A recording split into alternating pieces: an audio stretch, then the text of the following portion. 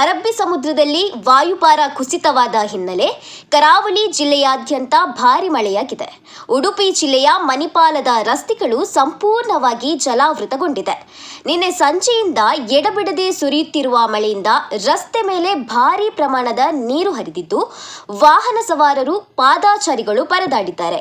ಇನ್ನು ಮೇ 23ರವರೆಗೆ ದಕ್ಷಿಣ ಕನ್ನಡ, ಉಡುಪಿ ಸೇರಿದಂತೆ 6 ಜಿಲ್ಲೆಗಳಲ್ಲಿ ಭಾರಿ ಮಳೆಯಾಗಲಿದ್ದು ರೆಡ್ ಅಲರ್ಟ್ ಘೋಷಿಸಲಾಗಿದೆ.